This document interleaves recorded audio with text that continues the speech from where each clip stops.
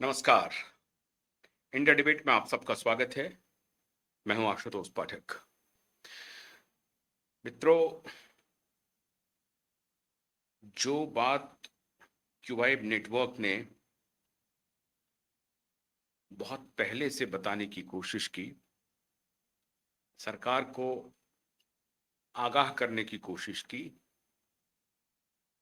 अब मेरे ख्याल से केंद्रीय गृह मंत्री के पास सारे सबूत हैं और सरकार की खुफिया एजेंसी के पास सारे सबूत हैं और अब उसमें कोई इफ बट की कोई गुंजाइश नहीं है।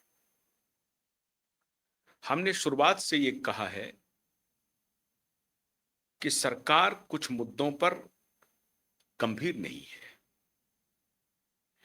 देश के दुश्मन, स्वार्थी तत्व, लोभी हमारे सत्ता प्रतिष्ठान में जड़ जमा चुका है। पॉलिटिकल लीडरशिप तो बदल गई, लेकिन तंत्र नहीं बदला और तंत्र पर कब्जा है। और वो तंत्र कई बार पॉलिटिकल लीडरशिप के कुछ लोगों को अपने साथ जोड़ने में कामयाब भी हो जाता है। जब लीडरशिप बदलती है तो कुछ लोगों को अगर छोड़ भी दें तो उनकी कोशिश होती है कि सत्ता तंत्र में बैठे वो नेता, वो लीडरान, उनको भी कब्जे में किया जाए। और आज मैं पूरे दावे के साथ, हर सबूत के साथ ये कहना चाहूंगा कि अब भारत के प्रधानमंत्री नरेंद्र मोदी जी की आंखें न सिर्फ खुलेगी बल्कि अब उनको अपना त्रिनेत्र खोलना पड़ेगा। और त्रिनेत्र किस हालत में खुलता है? त्रिनेत्र खुलता है एक ही हालत में, जब शिवजी का गुस्सा सातवें आसमान पर पहुंच जाता है। सावन का महीना चल रहा है तो शिवजी का गुस्सा सातवें आसमान पर पहुंचने के हालात हैं। और त्रिनेत्र जब खुलता है तो उसमें अग्नि प्रवाहित होती है और फिर दुनिया भस्म होती है। तो ऐसे पापी, जो ऐसे राष्ट्रद्रोही तत्व सत्ता प्रतिष्ठान में बैठे हैं, उनके खिलाफ अगर प्रधानमंत्री मोदी का त्रिनेत्र नहीं खुलता है तो यह मान लिया जाएगा कि हमारी सरकार ने समझौता कर लिया है और सरकार एक्शन नहीं चाहती। सरकार भी उन्हीं लोगों के साथ खड़ी हो गई। क्या ऐसी स्थिति है क्या? मैं ऐसा नहीं मानता हूं। मैं बिल्कुल भी नहीं मानता हूं कि यह स्थिति है कि सरकार उन लोगों के साथ खड़ी है।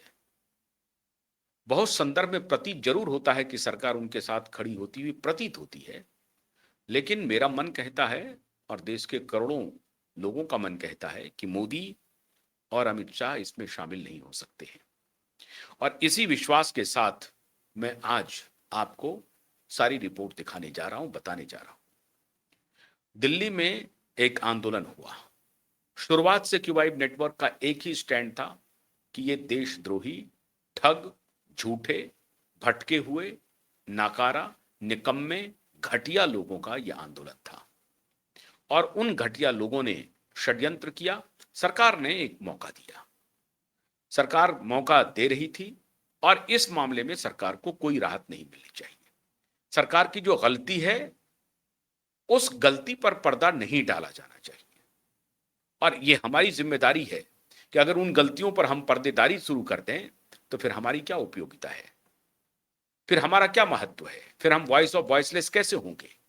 इसलिए सरकार ने जो गलती की है उसकी जमकर आलोचना होनी ही चाहिए और उसके लिए सरकार को उत्तरदायी भी ठहराना जाया जाना चाहिए, जिम्मेदार ठहराया जाना चाहिए और उनको सरकार को जिम्मेदारी लेनी चाहिए। सरकार ने जिम्मेदारी ली भी है, उनको लगा है तभी तो इस्तीफा हुआ।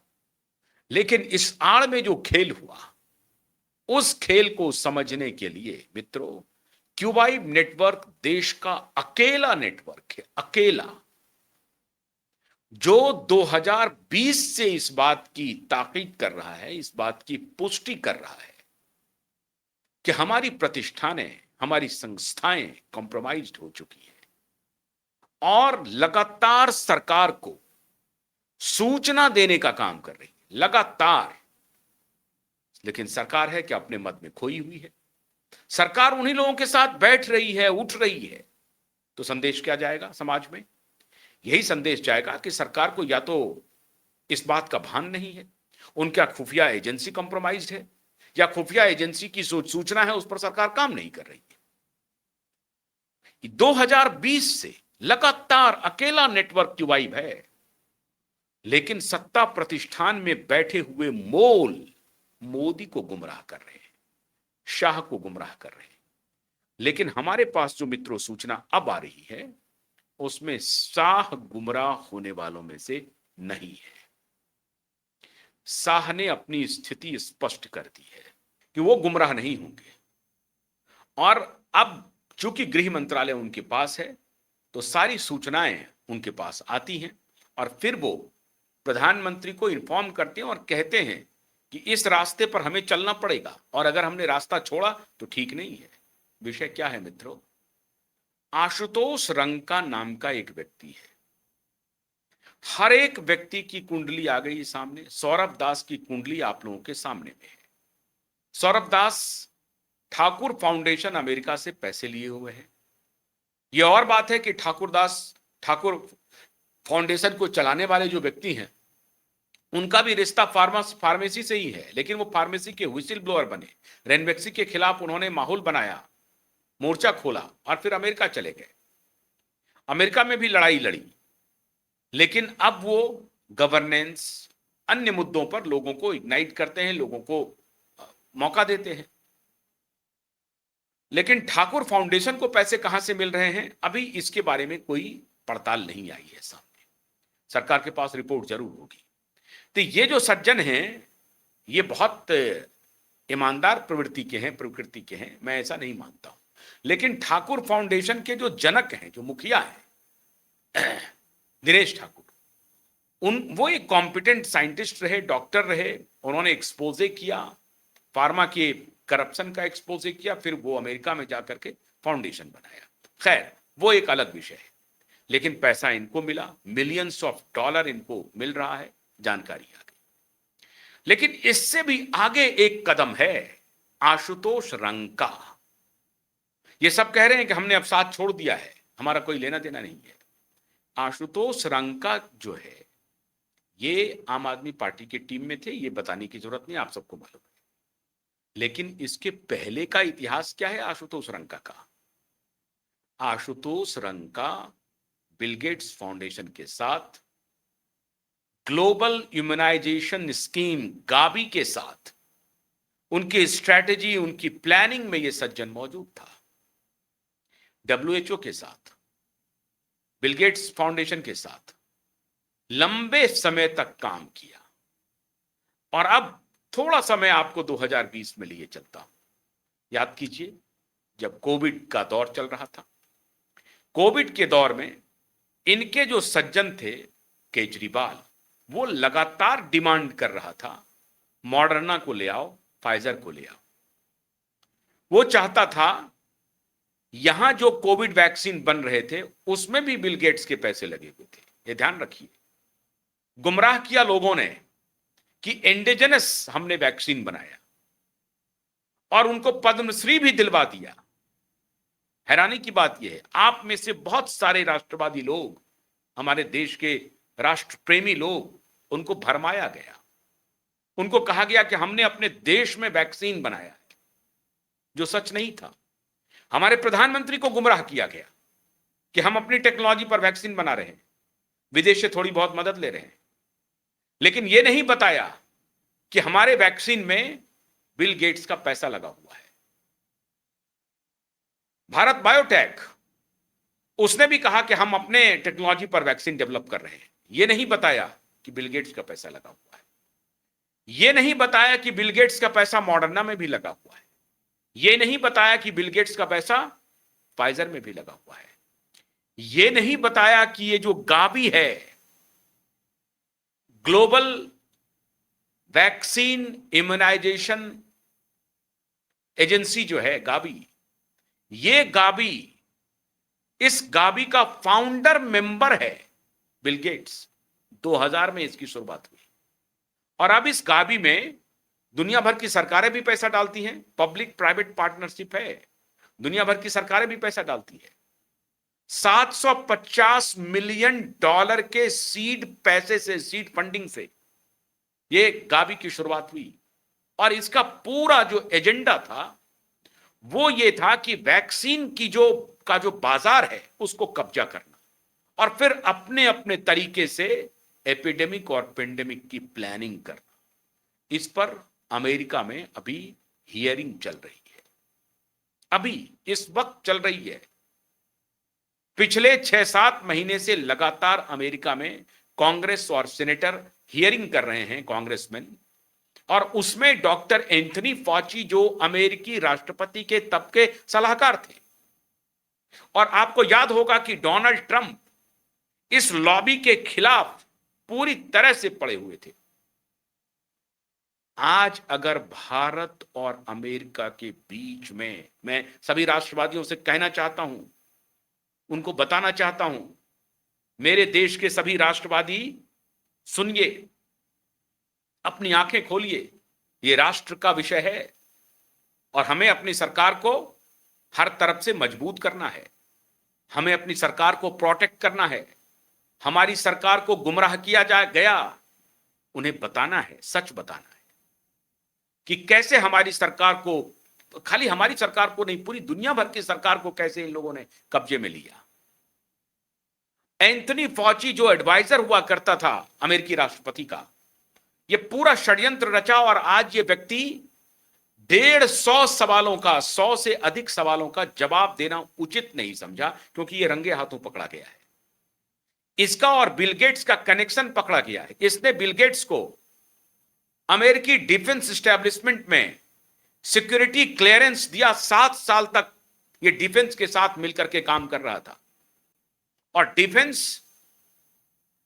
एक ऐसे वायरस पे काम कर रहा था जो कभी किसी समय में, जिसको आप केमिकल वॉर कहते हैं, उस वॉर को छेड़ा जाए। अमेरिका हर तरह के खेल में शामिल था। डोनाल्ड ट्रंप ने, और इसके बहुत 2014 में सबसे पहले ओबामा ने कहा कि यहां मत करो, बाहर ले जाओ, यहां अगर लीक हो गया तो हमारे देश की जनता खत्म हो जाएगी। तो वहां पे प्रतिबंध लगा दिया। 14 लैब्स थे, उस लैब पे प्रतिबंध लगाया ओबामा ने। ओबामा ने रोका नहीं। उसको कहते हैं gain of function research.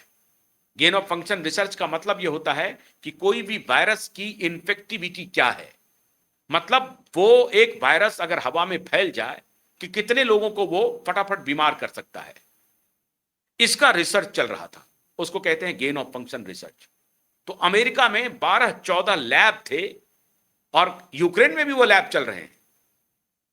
America में खास तौर से जो लैब थे, उसको ओबामा ने कहा कि यहां पर रिसर्च बंद करो और कोई नई जगह तलाशो। और उस नई की जगह की तलाश में बिल गेट्स ने भूमिका निभाई और ये एंथनी फॉची ने भूमिका निभाई। इन दोनों ने वुहान इंस्टीट्यूट ऑफ वायरोलॉजी के साथ मिलकर के कोलैबोरेट किया। बिल गेट्स पीछे से था और एंथनी फॉची जो नेशनल इंस्टीट्यूट ऑफ हेल्थ का डायरेक्टर था अमेरिका का, और अमेरिकी प्रेसिडेंट का एडवाइजर भी था। 54 साल से यह व्यक्ति सरकारी सेवा में रहा, 54 इयर्स, और उसमें 38 साल से यह व्यक्ति अकेला नेशनल इंस्टीट्यूट ऑफ हेल्थ में काम करता रहा, विभिन्न पदों से होता हुआ डायरेक्टर तक बना, अकेला। इसने पूरा कब्जा किया हुआ था फार्मा को, अमेरिकी फार्मा को, और इसके साथ हॉबनॉबिंग किया बिल गेट्स ने। आपको, हमको भ्रम में रखा गया, हमारी सरकार को भ्रम में रखा गया कि बिल गेट्स तो फिलैंथ्रोपिस्ट है, दुनिया की मदद के लिए काम करता है, गरीबों के उत्थान के लिए काम करता है, हेल्थ केयर पे बढ़िया काम करता है। जो माइक्रोसॉफ्ट इस व्यक्ति ने बनाया, वहां भी फ्रॉड किया था।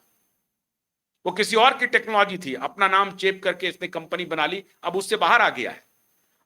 इसके खुद के नाम का 2% भी शेयर नहीं है माइक्रोसॉफ्ट में अब, लेकिन बिल एंड मिलिंडा गेट्स का शेयर फाउंडेशन का शेयर है अभी भी माइक्रोसॉफ्ट में 20% से ऊपर के आसपास। अब इस व्यक्ति के खिलाफ, बिल गेट्स और फॉची के खिलाफ अमेरिका में सीवियर इंक्वायरी लॉन्च हो गई। आपने देखा होगा कुछ दिन पहले तुलसी गबार्ड जो इंटेलिजेंस प्रमुख थी, वो अब जब रिजाइन कर रही थी तो आखिरी दिन उन्होंने पब्लिक किया कि ये जो पेंडेमिक था, लास्ट महामारी जो थी, ये नेचुरल पेंडेमिक नहीं था, बल्कि वुहान इंस्टीट्यूट ऑफ वायरोलॉजी में इस पेंडेमिक का ट्रायल हुआ और वहां से ये लीक हुआ और फिर ये पूरी दुनिया में लाखों लोगों की जान ली लिया।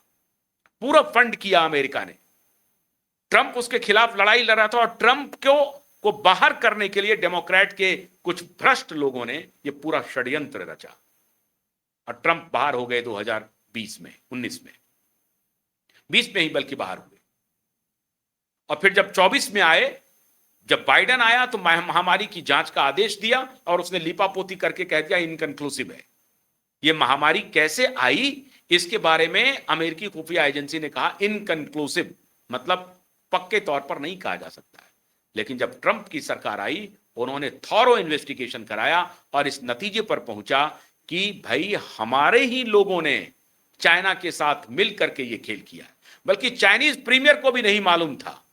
ये भी समझ लीजिए, ये एक कोवर्ट ऑपरेशन था जो वुहान इंस्टीट्यूट ऑफ वायरो जो सिंगली थी, जिनके बारे में अभी कहां है वो पता नहीं है, वहां की जो चीफ साइंटिस्ट थी। इको हेल्थ अलायंस करके एक ऑर्गेनाइजेशन था जो प्राइवेट रिसर्च का काम करता था। इको हेल्थ अलायंस को अमेरिका के एनआईएच ने, नेशनल इंस्टीट्यूट ऑफ हेल्थ ने फंड किया और इको हेल्थ अलायंस ने फिर कोलैबोरेशन किया वुहान इंस्टीट्यूट ऑफ वायरोलॉजी के साथ। इस तरह से मनी ट्रेल पकड़ाया, इस तरह से सरकारी खजाने से पैसे की लूट हुई और यह पैसा गया वुहान इंस्टीट्यूट ऑफ वायरोलॉजी तक। इसकी पूरी जांच पड़ताल अब अमेरिकी सरकार ने पब्लिक कर दी है और जो सबसे बड़ा गुनहगार है एंथनी फॉची और बिल गेट्स, इस दोनों के खिलाफ वहां पर हियरिंग हो रही। अब आप सोचिए, बिल गेट्स का फाउंडेशन जो है, bill and Melinda Gates foundation, 2006 में मनमोहन सिंह ने इन्हें रेड कारपेट दिया। भारत में एक ऑर्गेनाइजेशन बन गया public health foundation of India, जिसमें 50% बिल एंड मेलिंडा गेट्स का पैसा था और 50% सरकार का पैसा था। और इस तरह से ये bill and Melinda Gates foundation सरकारी तंत्र में इंटर किया और फिर हेल्थ केयर के बहाने, पॉलिसी के बहाने हमारे जितने प्रीमियर इंस्टीट्यूट्स हैं उनके साथ ये कोलैबोरेट करता चला गया और अपने लोगों को बिठाना शुरू किया। बिके हुए ब्यूरोक्रेट्स, बीवी बच्चों को विदेश घुमाने के नाम पर, बीवी बच्चों को विदेशों में पढ़ाई के नाम पर उनको पैसे दिए गए, उनको प्रलोभन दिया गया, ये सभी उनके पेरोल पर गए, ये लोग एंजॉय करते रहे और इस तरह से इन्होंने Indian council of medical research के साथ कोलैबोरेशन कर लिया।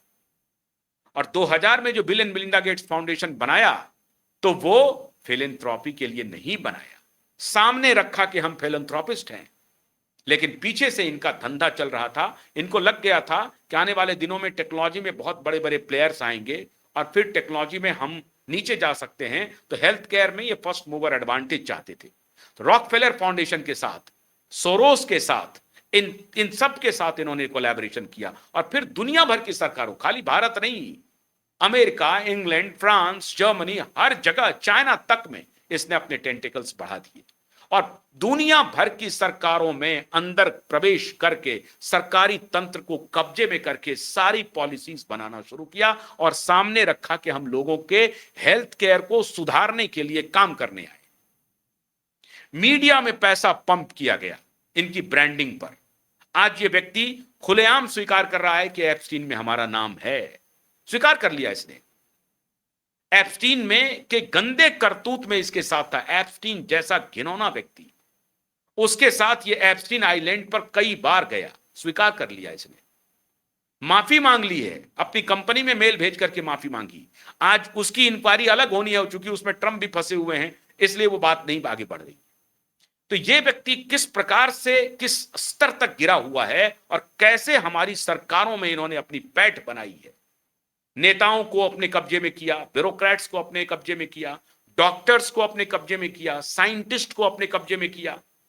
नेचर मैगजीन और लांसेट, दो बड़े मैगजीन है पूरी दुनिया में, जो साइंटिफिक मैगजीन कहते हैं, जिसके रिपोर्ट्स का हवाला देकर के हमारे जो साइंटिस्ट हैं वो बकवास करते रहते हैं।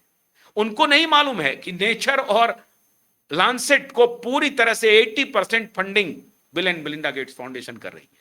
सारे साइंटिस्ट इसने खरीद लिए, सारे डॉक्टर्स इसने खरीद लिए।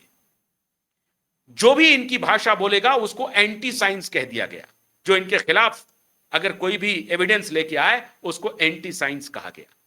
अमेरिका में एक बड़े डॉक्टर समूह ने, जो आज अमेरिका का एनआईएच का डायरेक्टर है मित्रों, डॉक्टर भट्टाचार्य, जय भट्टाचार्य, वो इन्हीं के यूनिवर्सिटी से पढ़े हुए, बड़े यूनिवर्सिटी से पढ़े हुए, उनको इन लोगों ने फ्रिंज एलिमेंट कह दिया। उन्होंने दुनिया भर के 67,000 डॉक्टरों से संपर्क करके ये peer reviewed paper, research paper सामने रखा कि ये जो सोशल डिस्टेंसिंग हमने किया था, मास्क पहनाया था, इसका कोई उपयोग नहीं है, ये कुछ भी महामारी को रोकने में कामयाब नहीं है, क्योंकि जब वायरस एयरबॉर्न हो जाता है तो उसको दुनिया की कोई शक्ति रोक नहीं सकती है, उसका इन्फेक्शन होगा ही होगा। तो फिर इन्होंने लॉकडाउन लगवाया। क्यों? सप्लाई चेन को डिसरप्ट करने के लिए लॉकडाउन लगवाया।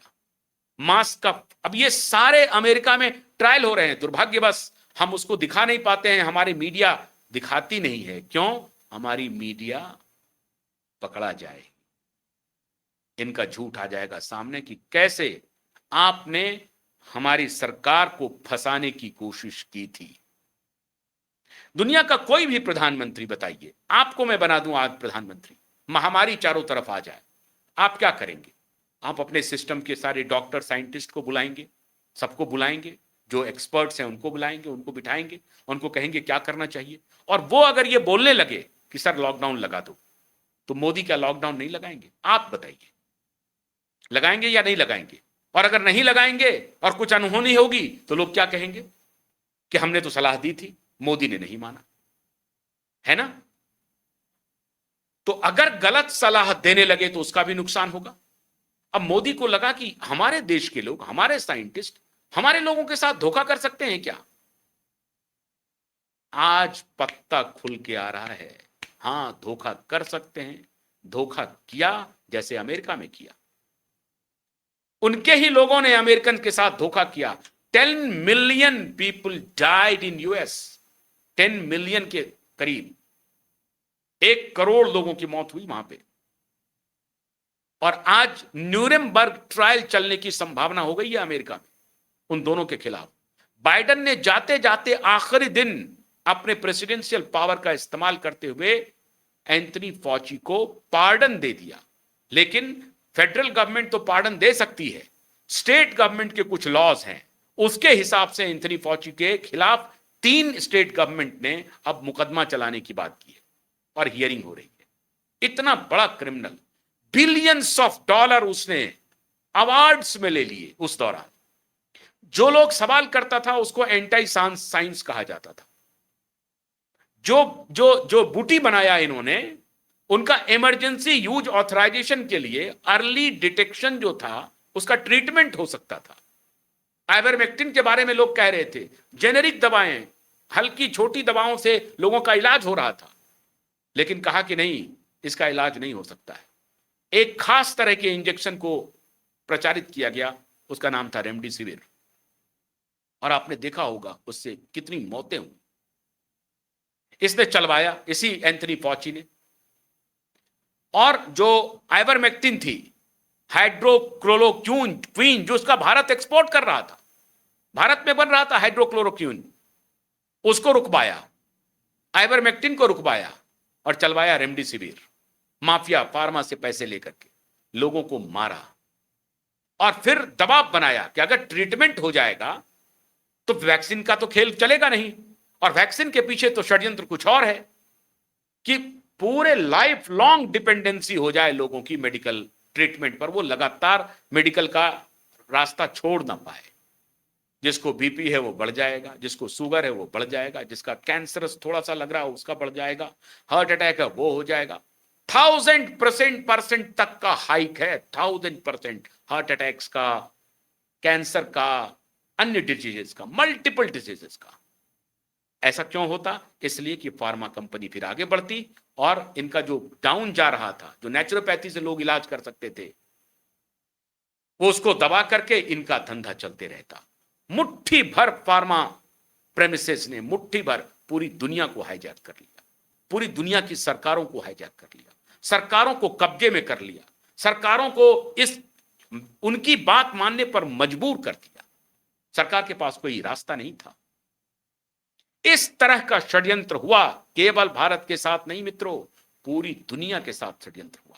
आज उसी षड्यंत्रकारी लोगों के साथ यह आशुतोष रंका काम कर रहा था, यह केजरीवाल काम कर रहा था, और भारत सरकार में बैठे बड़े दुख के साथ कहना पड़ता है, हमारे प्रधानमंत्री के नाक के नीचे कुछ ऑफिसर्स, कुछ डॉक्टर, आज वो एन.के. अरोड़ा कहां हैं, आज वो राजेश भूषण कहां हैं, और ये बड़े बड़े हॉस्पिटल के डॉक्टर जो कार्डियोलॉजिस्ट थे, वो महामारी विशेषज्ञ बन करके प्रचार कर रहे थे, महामारी विशेषज्ञ बन के प्रचार कर रहे थे, जो कार्डियोलॉजिस्ट थे, हमारी सरकार को गुमराह करने के लिए, घेरने के लिए, कि अगर इस रास्ते नहीं चलोगे, अगर तुमने वैक्सीन नहीं दिया तो ये प्रचार कर देंगे कि ये वैक्सीन नहीं दिया, और वैक्सीन देगा उसके बाद जो परेशानी होगी तब घेरेंगे।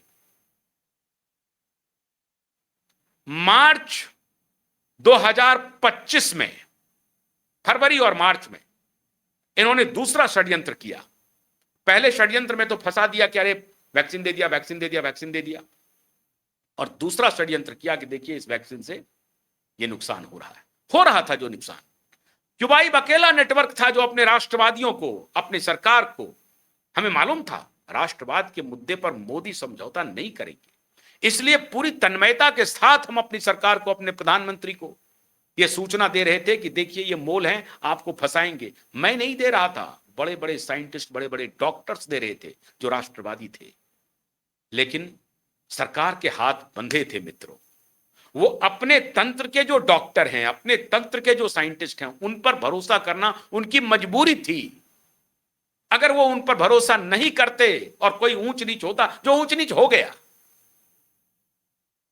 तो सारी जिम्मेदारी मोदी की हो जाती।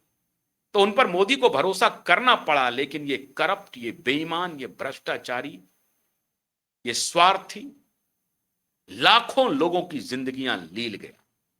लेकिन अब अच्छी खबर आ रही है मित्रों, अच्छी खबर आ रही है, और मैं इसके लिए बधाई देना चाहता हूं अपने गृह मंत्री अमित शाह जी को। बधाई देना चाहता हूं कि आज जब उन्होंने इन्वेस्टिगेशन शुरू किया तो सारे तंत्र निकल करके आ रहे हैं, ये सारे माफिया पकड़ में आ रहे हैं। अच्छा, ये खेल चल रहा था, ये गेट्स फाउंडेशन के साथ, ये ओपन सोसाइटी के साथ, ये सोरोस के साथ, ये रॉकफेलर के साथ मिलकर के ये षड्यंत्र चल रहा है हमारे यहां लंबे समय से।